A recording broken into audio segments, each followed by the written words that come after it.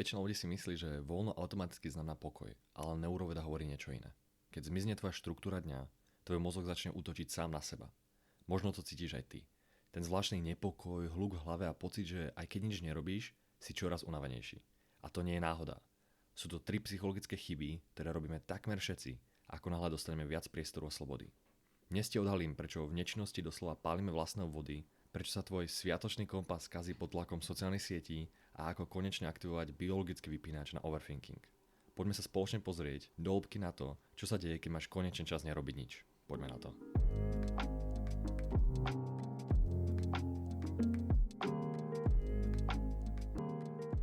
Vítaj pri novej epizóde podcastu Duša pod mikroskopom. V minulej epizóde sme si pozerali veľmi fascinujúcu poruchu OCD, teda obsesívno-kompulzívnu poruchu. Táto porucha ťa vlastne vždy drží v takom zajatí myšlienok čo ak, typu čo ak som nevypol sporák alebo žehličku, či nezamkol dvere. Možno to aj poznáš ty a ak áno, určite ti odporúčam tú epizódu. V dnešnej epizóde by sme sa pozreli na niečo, čo búra predstavu veľa ľudí.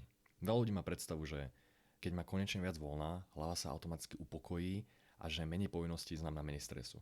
Lenže v praxi sa deje často presný opak. Keď zmizne štruktúra dňa, mozog sa nedostane do pokoja, dostane sa do iného režimu, do režimu monitorovania. Úlohy, termíny a povinnosti fungujú ako vonkajší rámec, držia pozornosť niekde ukotvenú. Ale keď ten rámec zmizne, mozog začne hľadať, čo má sledovať. A veľmi často začne sledovať sám seba. Nie preto, že by sa niečo pokazilo, ale preto, že mozog je tak nastavený, aby v nejasných podmienkach vyhodnocoval rizika. A práve tu vznikajú 3 veľmi typické chyby, ktoré robíme, keď máme viac voľna, menej štruktúry a viac priestoru pre myšlienky. Prvou z týchto chýb je overthinking, teda prehnané premýšľanie.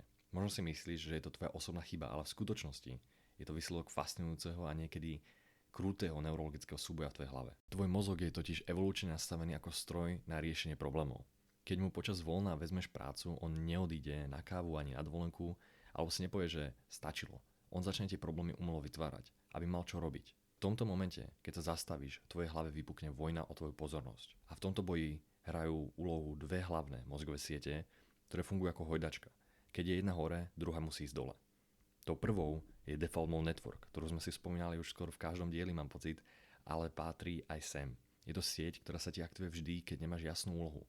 Keď len sedíš, keď ideš v aute alebo ležíš v posteli. Je to tvoj vnútorný rozprávač. A tento tvoj rozprávač má jednu nepríjemnú vlastnosť. Je posadnutý minulosťou, ale aj budúcnosťou. Simuluje chyby, ktoré si urobil pred rokom a predvída katastrofy, ktoré sa možno nikdy nestanú a pýta sa ťa, čo si prehliadol. Čo ak ťa v tvojej práci na dovolenke nahradia? Prečo si vtedy nepovedal niečo iné? To je takzvaná vojna z nečinnosti, kedy mozog útočí sám na seba. Ale potom je tu aj jej protivník, tvoj záchranný čln. Task Positive Network, teda TPN, je to sieť, ktorá sa ti zapína, keď si v akcii, keď sa na niečo sústredíš. Či už je to riešenie zložitej úlohy, alebo len sústredenie sa na krajine cibule na večeru. A tu je ten kľúč. Tieto 2 siete sú vždy v tvojom mozgu prepojené tak, že nemôžu bežať naplno súčasne. To znamená, že v momente, keď sa aktivuje TPN, teda sieť, že na niečo sa sústredíš, na niečo robíš, tvoj mozog musí biologicky stíšiť ten hlučný overthinking z DMN. Doslova vypneš zvuk tomu vnútornému kritikovi, pretože elektrická aktivita sa ti v hlave posunie inám. Aj preto je tvoj pocit vyčerpania počas voľna taký častý. Si unavený z toho vnútorného premýšľania. Chýba ti totiž vonkajší impuls, ktorý by tú tvoju mentálnu hojdačku prepol z vyčerpávajúcej analýzy do režimu prítomnosti a činnosti. Overthinking teda nie je znak, že by si sa zbláznil. Je to len dôkaz, že tvoj stroj na riešenie problémov beží na prázdno a začína ti paliť tvoje vlastné obvody. Druhou častou chybou, ktorú pravdepodobne robíš, je porovnávanie. Cez Vianoce je tento tlak extrémny. Keď tvoj mozog stratí pracovné mantinely, začne zúfalo hľadať novú referenciu. Potrebuje vedieť, kde sa v živote nachádza a čo je normálne.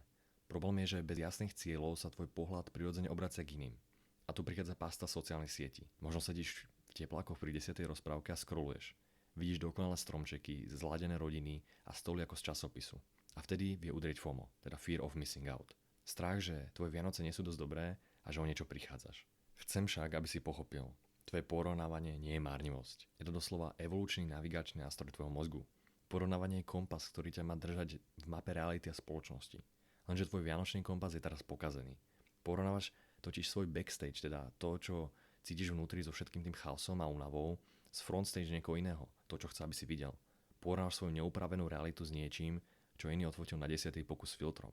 Pocit, že iní si voľno užívajú lepšie, je len klam. tvoj mozog len hľada smer v nejasnom teréne a vybral si k tomu tú najdostupnejšiu, no zároveň najviac kreslenú mapu, akú mal. A to vie byť občas kruté. A treťou, poslednou dneska, čo si spomenieme chybou, ktorú počas voľna možno robíš, je návrat k starým vzorcom správania. Možno to poznáš, si dospelý, samostatný človek, ale ako náhle na Vianoce prekročíš prah domu svojich rodičov, odrazu sa správaš inak. Prečo sa to ale deje? Tvoj mozog totiž reaguje na niečo, čomu hovoríme kontextuálny spúšťač. Tvoja myseľ si prostredie spája s konkrétnym správaním. Keď zmizne tvoj bežný pracovný režim a vrátiš sa do prostredia, kde si napríklad vyrastal, tvoj mozog začne hľadať tú najkratšiu a energeticky najlacnejšiu cestu, ako fungovať. Staré vzorce sú pre neho lacné a automatické a nepotrebuje žiadne vedomé rozhodovanie. A preto si vyberá často práve tie. Takže ak sa prísne, že pri vianočnom stole odrkávaš rodičom alebo upadáš do starých zlozvykov, ktoré si už dávno považoval za vyriešené, môžeš sa upokojiť, nie je to regres ani znak, že stagnuješ. Nie je to ani žiadne zlyhanie. Je to len tvoj mozog, ktorý sa v neznámom režime voľna vracia k tomu, čo považuje za overené a spoľahlivé. V tomto momente, keď sa tvoje vonkajšie ukotvenie, teda práca a denná štruktúra rozplynie, mozog siahne po starom programe, aby ušetril energiu. Takže práve tieto tri chyby, overthinking, porovnávanie sa a návrat k starým vzorcom sú dôvodom, prečo sa teraz môžeš cítiť unavený alebo zmetený, aj keď objektívne nemáš žiaden stres. Tvoja hlava skrátka len hľadá smer v novom, prázdnejšom priestore. Takže čo s tým môžeš urobiť? Ako máš reagovať, keď v tvojom voľne mozog začne overthinkovať, porovnávať sa alebo vrácať sa k starým vzorcom? Mám pre teba 3 zásady, ktoré ti pomôžu tieto vnútorné vojny z nečinnosti vyhrať. Prvá zásada. Nezamieňaj si voľno s nulovou štruktúrou. Voľno neznamená chaos. Tvoj mozog proste potrebuje mantinely, aby sa cítil v bezpečí.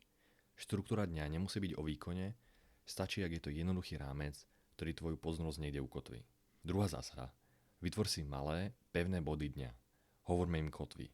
Môže to byť ranná káva bez mobilu, konkrétny čas obeda alebo 20-minútová prechádzka.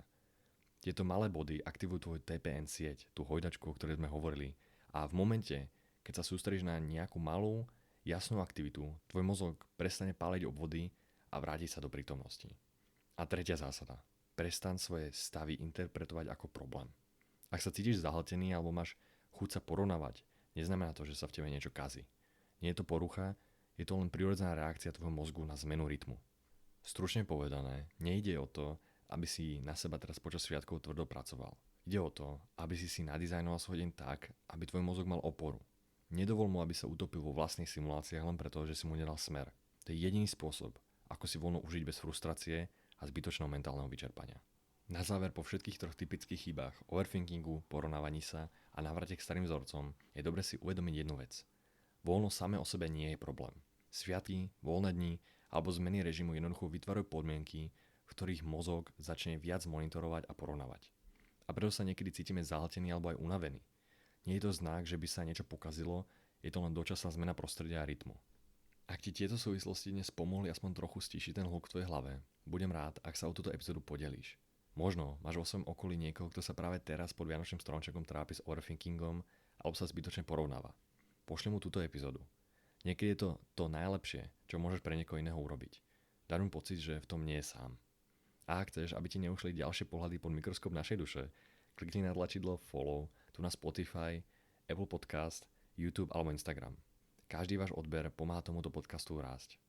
To je pre dnešok všetko. Uži si zvyšok sviatkov. Nezabudaj si v týchto dňoch vytvárate svoje malé kotvy dňa a hlavne buď k sebe láskavý. Tvoj mozog má svoje spôsoby, ako reagovať na voľno a je to úplne v poriadku. Počúval si Duša pod mikroskopom. Oddychni si a počujeme sa pri ďalšej epizóde. Maj sa.